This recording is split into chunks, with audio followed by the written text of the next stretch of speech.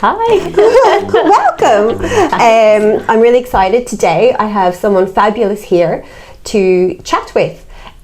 Two dragons we're both mothers, but we're more than mothers. So I'm going to talk to Anne Graham today, and we are going to talk professional skills and qualifications, because she has amazing skills, and we might change hats to mum life as well. So you're very welcome. Yeah, thanks for having me. Delighted to be here.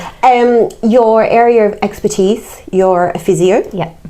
And you qualified in the early 2000s. Yeah. And tell me what happened then, work-wise. Yeah, so I actually have qualified 20 years ago this year. Wow, so, congrats. Yeah, long time working as a physio, and I guess worked in different areas. Didn't really know what kind of, what I really loved doing. Wasn't, was working in a hospital, different rotations.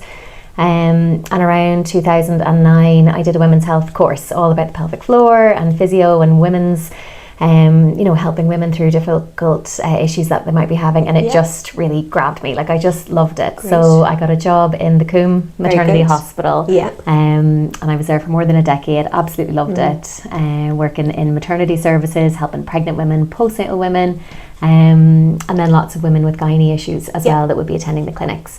And then last year I kind of made a big move, so left the hospital and moved into private practice. So I work in a clinic now, Women's Health Dublin, on the north side of Dublin in Donamead, and I also teach a pregnancy exercise class with the Bump Room as well, who are a group of physios teaching pregnancy exercise classes. Congrats. Like, it's a change. That's a long career in the hospital setting, and I imagine you've had different roles in the hospital as well, and then making that jump. So I would say that's very brave. So congrats.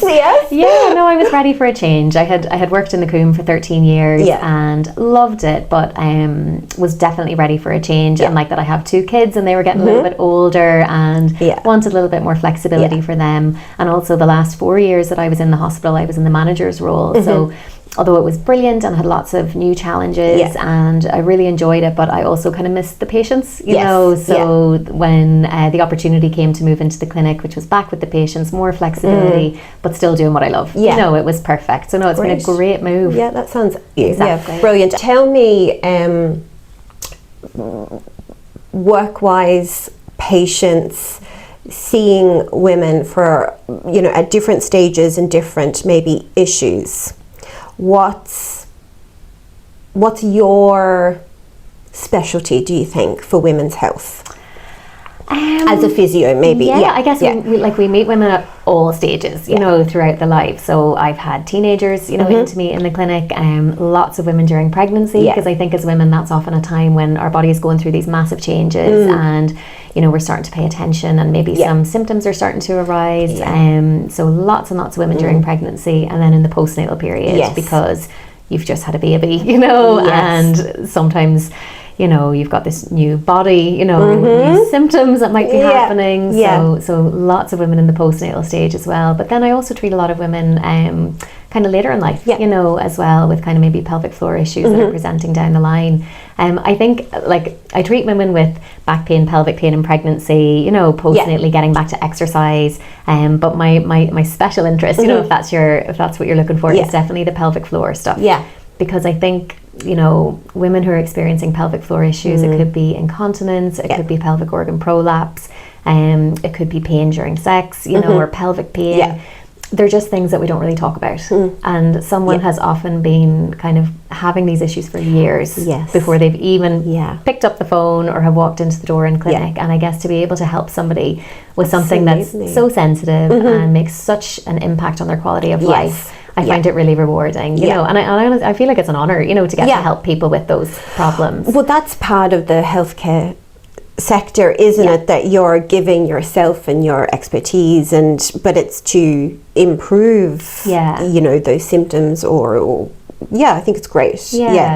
And then that leads me to the next thing. Do you think from when you first started in the field as a physio and then specialising in women's health, has anything changed from then until now in terms of visibility, education, all of it. Yeah, I think one of the biggest things that I've noticed is, particularly in relation to pregnancy and the postnatal period, is around exercise. Okay. And this is something that I very much bear in mind when I'm teaching my bump room classes. You know, not long before I started working in the Coombe Hospital, the Coombe was known as like the Coombe lying in hospital, right? So the kind of general feeling, nice. I know, put the feet up, you know, the general kind of awareness around keeping active and exercising throughout pregnancy was a little bit, you know, people weren't sure, you know, and the advice was a little bit mixed, and there was often a little bit of trepidation, you know, around what you can do, what you can't do. Whereas I feel like now there's so much more awareness and there's so much more research and evidence to support that exercising in pregnancy is such a good thing to do, you know. So the advice now is really, you should be keeping fit, you should be keeping active all the way throughout your pregnancy. And then on the other side of that, I think something that's changed a lot is postnatally. It used to be the case that you kind of get to your 6-week check, have your checkup with your doctor, and, you know, if you're okay, just go back to doing whatever exercise you were doing before. Whereas I feel like now there's so much more research and evidence suggesting that postnatally we need to take a little bit of a more graded approach. So the big change for me that I've noticed is exercising in pregnancy, go for it, you know, and it's such a good thing, but postnatally we need to take our time, you know, and it can take a little bit longer, and it's more about a graded return to exercise when your body's ready, rather than just going for it and see what happens. You know? Absolutely. And do you think that the types, I could be completely wrong with this because I'm not an exercise person, so I found it really difficult in pregnancy to exercise because I felt so unwell, and exercise wasn't really my baseline anyway, but I was very conscious I had to be fit. But do you think the types of exercise available to women has changed from when you first started, let's say, to now? I think so. I think a lot more women are doing a bit more kind of exercise anyway. And the general rule of thumb is if there's something that you've done prior to pregnancy and you feel good doing it, continue with it. You know, it's not the time to take up any new kind of crazy if you've never done surfing. Or you know, if you've never done spinning, it's not the time to kind of take it up. But saying that, I feel like this is where the bump room classes kind of fill in a nice little gap, because I think the women who are in the gym, you know, and are fit and active, or they're running marathons, you know, they do that, they're able, you know, and they might have a little kind of a break in the first trimester, but they kind of know how to get back into it. And then there's also the things like the pregnancy yoga, which are lovely and really relaxing and so important in terms of connecting with your body and flexibility. But I think it's nice to have that kind of middle ground, you know, where you have a class that's for pregnant women, where there is some strength and conditioning, there is some kind of aerobic exercise component with some stretching and some flexibility. And particularly, I think, just as you said, the first trimester can hit you like a ton of bricks. And you mightn't have done anything for 2 or 3 months, and then it's hard to know what can I do, you know? So I think classes like the bump room, but there are other kind of pregnancy classes like that as well, I think are a really good middle ground, you know. I think there are loads of classes available now, which is brilliant, whether it's yoga and pregnancy, and I just kind of sometimes I feel a bit old-fashioned in thinking exercise, it's either the gym or swimming or you went running, but there's so much more available to us now, and the fact that there are specific classes. And online, you know, like there's so many more offerings out there now, so if a class doesn't suit you, you know, there's online programs and things. Absolutely. Tell me your classes in the clinic and the bump room, and they might have different spins on them, but what's a class? Maybe pick a class that you, or a session that you do, and what happens in that session. The clinic is more like one-to-one kind of appointments based. So in pregnancy, someone might come in to see me in the clinic because they're having some pelvic girdle pain or back pain, or they're having some pelvic floor issues like incontinence or symptoms of prolapse, or they want to go through perineal massage, you know, kind of demo. So the clinic is that one-to-one sort of appointment structure. The bump room classes then are group-based, fun, music's on, you know, and we're doing a combination of some kind of strength and conditioning, so lots of squats and lunges, you know, to keep us strong. Also some aerobics, you know, so we do like a little sequence to get the heart rate up, and then lots of kind of stretching and flexibility. So the clinic is more one-to-one, and then the classes are more that group. But actually, something that I love doing in the classes and that's really important to me is we do about kind of 45-50 minutes of exercise, and then we'll do like a 10-15 minute topic. Nice. So, I like that. So as someone who worked, like I taught antenatal classes for years, in the Coombe, and absolutely loved it and miss it. So the class is a nice way to bring that in. Yeah. So we might do, last week I had a new block and we did 10-15 minutes on looking after your bladder in pregnancy. We go through pelvic floor stuff. We go through preventing low back pain. We might talk about stages of labour. We might talk about postnatal recovery tips. Oh my goodness. So it's a combination, and I think that education component is so important. And I think that then it's great that you can use your experience. It's not just that you're teaching the physical side, because that stuff is so important. And sometimes when you're doing an antenatal class or what, you're just given all this information. Totally overload. And you're not maybe taking it in, or there's something you need to go back on. So I think that is brilliant. And it's brilliant, nice, I think, as well, because so much is still online at the moment, which is incredible. And it's great that we have those options. But I think it's nice also to have a small group where you can ask questions, Absolutely. And I the girls that come to my classes laugh at me because I'm always asking them, like, what do you want to talk about? Yes. And if it's something within my remit, I'm happy to go through it. Like, I want to be led by them, and do you talk about what's relevant. Sorry, I'm like, no. Do you find that they ask questions? Yes. Oh, yeah, definitely. I think it's because it's that small group, and they're all pregnant together, and we keep it's casual. I know, it's informal, and we've just done a workout together, and it's a very relaxed environment. So, and I love that. I love to be led by them. Of course, there's certain topics that I love to cover and want to go through. But sometimes, if someone's been coming for a few blocks, I know they've heard my talk on. So I'm like, what else, guys? I got a piece of advice when I was pregnant with my little lady, and the advice was, don't listen to anyone's advice. Love it. Which I think is brilliant. But I am going to ask you, and very general, like obviously if there's medical issues, all the rest, go seek help or make an appointment or whatever it is. But if you had general advice for women who are pregnant in terms of fitness, and I know you kind of touched on it earlier anyway, but what do you think you would say?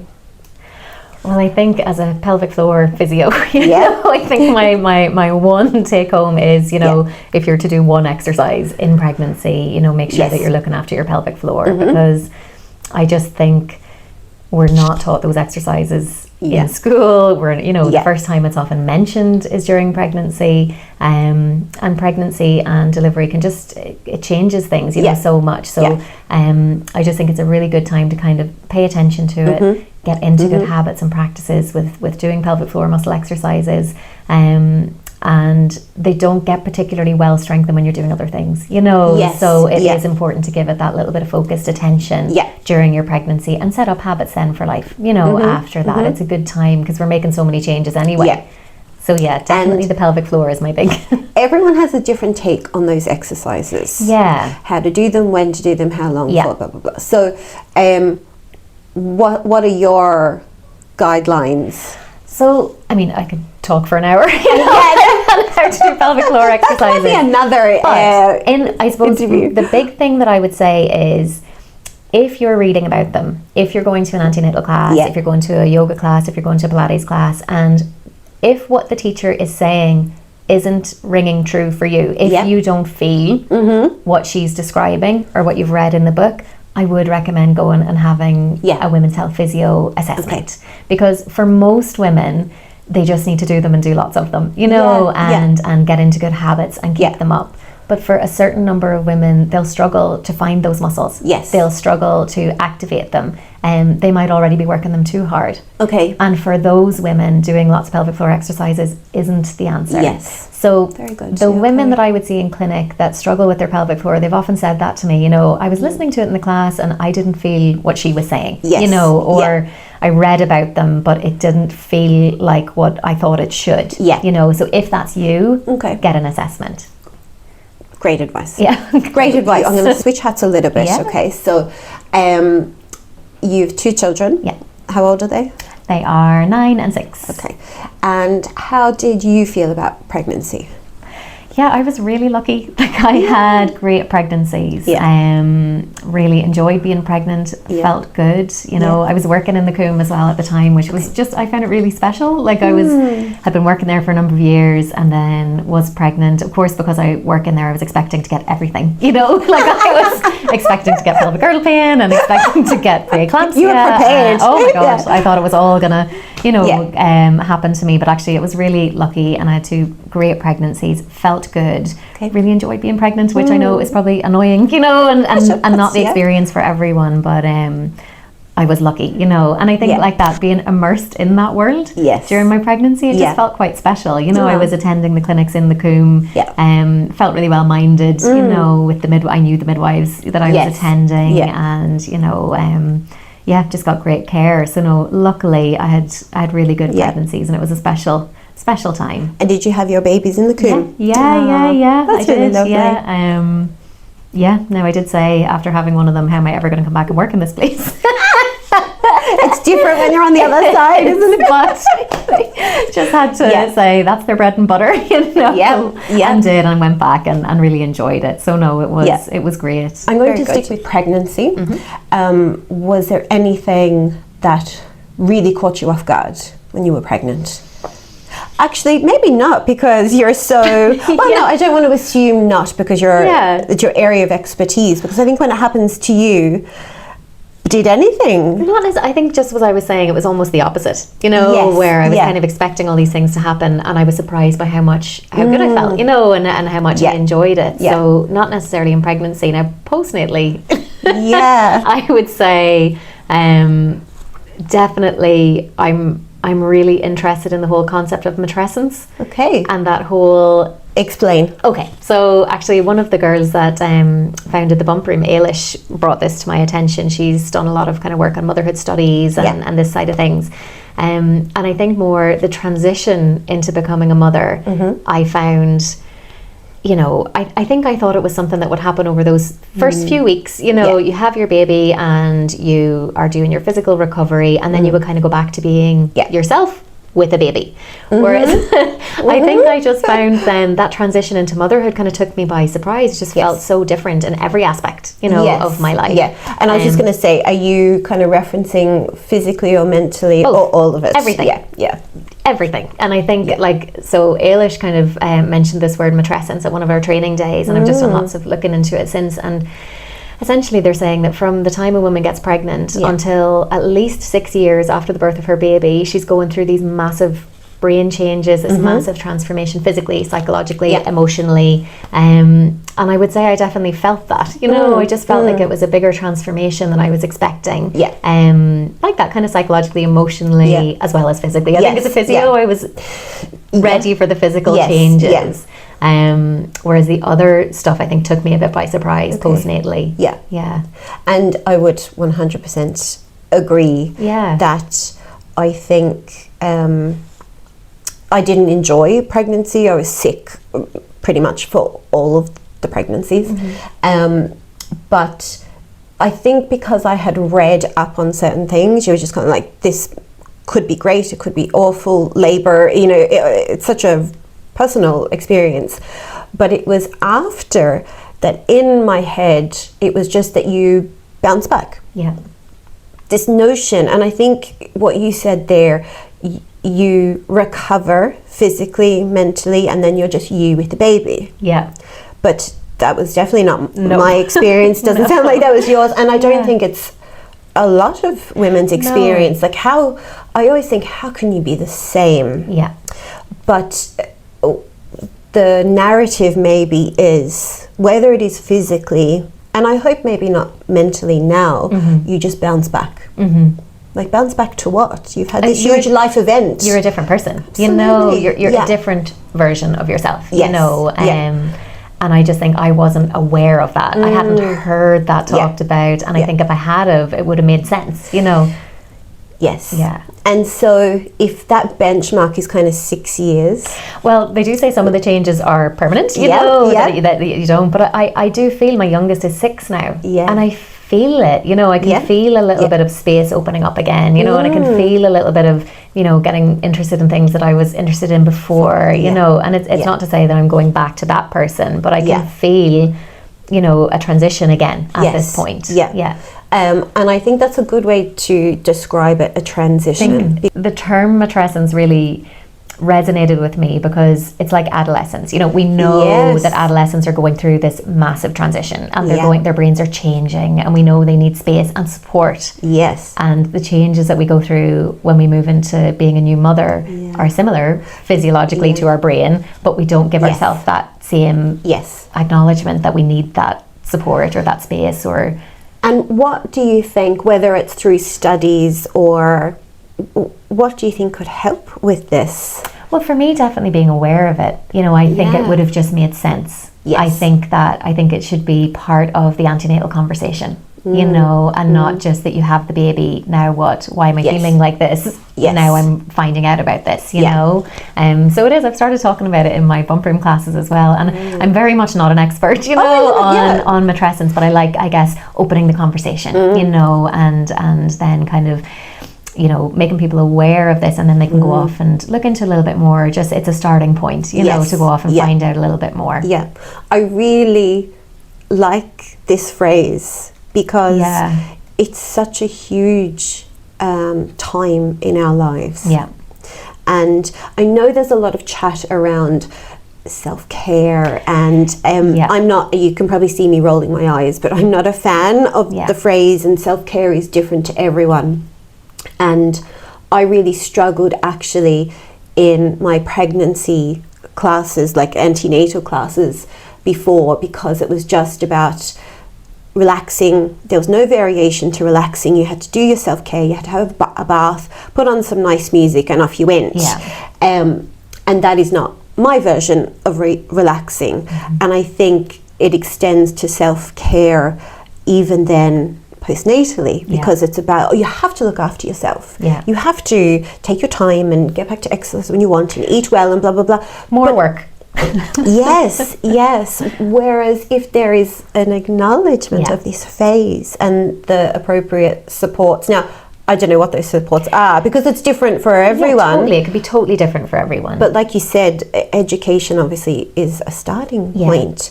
And I know earlier you mentioned the 6-week check with the GP, and you know, that again, that's very different for everyone. But can you imagine if the GPs were talking to us at that time around this next phase of transition into parenthood and into being a mother, you know, instead of just, like you said, are you okay? Because that's but I think even earlier, you know, I think absolutely. Then I'm going to do a really big jump to motherhood. And this is possibly a silly question, but did anything just absolutely blow your mind, or does it, about motherhood? Gosh, so many things. I mean, I guess one thing that really blew my mind was how different my kids were. That sounds so like, you know, of course they're different and of course they're individuals, but I think, you know, you have your first baby, and I think I thought that certain things were down to what I was doing. You know, certain my routine, or you know, that if I was relaxed, that's why the baby was relaxed, and these kind of things. And I think when I had my second, what she taught me was none of it had anything to do with me, really. You know, maybe like tiny, maybe some very small things, but I think, you know, she was just so different in so many different ways, and that definitely blew my mind, you know, just how much they were their own person, and I was a mere you know, bystander, you know, an observer, gently guiding, but that did it really kind of, because I thought that a lot of it was down to me, when it really, you know, it isn't. So much of it isn't. In the best way, you know. It was really, it was amazing to see that. And I imagine you all of us are going to see that as our children develop and take on new things, and how they respond individually to that. Totally. And you see that like that as they're getting a little bit older now. It's becoming more and more apparent, you know. It is, it's amazing, but I can't take all the credit. Well, you can take most of of it. A little bit, a little bit, a little bit. Take most of it. Oh my gosh. In terms of pregnancy, sorry, I'm jumping back, and fashion. Oh yeah. How did you feel about your body and maternity fashion when you were pregnant? Yeah. So I was lucky, and actually I read your Topshop blog the other day. Topshop. Oh my gosh, yeah. So I was a big Topshop person, and when I was pregnant, there was still the big, physical Topshop up at the top of Grafton Street, and they had a brilliant maternity section. So I was lucky because I would have shopped a lot there anyway, and I was able to find things that I would have bought anyway. In the maternity section. So I probably would have bought a few pieces, from their address, a nice top, and kind of just worked around those, so that was great. And then apart from that, kind of ASOS, H&M, I got some stuff, from my sister and from friends, and there were definitely lots of bags, I know they do the rounds, don't they? Which was great. So I did feel, I felt like, but that was because I guess I was a big Topshop shopper anyway. And my style would always be kind of quite casual, so I was able to kind of stay somewhat true to that, you know. So you felt like you were able to have your style while pregnant? For the most part. For the most part. I did find sometimes you would get things, maybe lent to you or given to you that were not beautiful clothes. Like in great quality and great condition, and I would put them on, and when you're in the third trimester and you've only got a few things that fit, and there would be these lovely things, and I would put them on, but like as I said, I'm quite casual, so sometimes it would be just something that's a little bit smarter than I would usually go for, and I would just feel not so great, so for the most part I did feel good, but there were definitely, I think those last few weeks are challenging because you don't want to buy any more stuff. Oh, absolutely not. You want to use what you have, you want to use what your friends have given you, but it mightn't be you. Exactly. Yeah. And then you're feeling so not you. I know at that stage. Oh my gosh, And 2 questions. Anything you loved wearing when you were pregnant? Yeah, I had a Topshop dress. That I absolutely loved. I would have bought it in the non-maternity anyway. So I just wore it to death. It was describe it to me. Oh, it was like navy, and it had a big kind of like this like abstract-y floral sort of pattern on it. Kind of like a silky material, not shiny, just to the knee, and I just used to wear it with like flat boots, and I wore that to death, and I'd say it's probably done the rounds since. And then anything that you loathed wearing when you were pregnant? Did I loathe? I really wasn't a fan of now I did get some maternity jeans at some point, but at the start of the pregnancy when you have that little button expander thing, wasn't comfortable. Like I got one and I was like, oh, this will be really handy. Helpful. I'll still, but again, it's kind of like that matrescence thing. You're not the same person, you're not. You need to just get the maternity leggings and maternity jeans. Just found it uncomfortable. It was annoying, so that, and then like I was saying, the clothes, it just didn't feel like me right at the very end. But it was too late to splash out on new stuff. You were very kind because I asked for a picture of you when you were pregnant, so I'm going to attach it, but Anne is wearing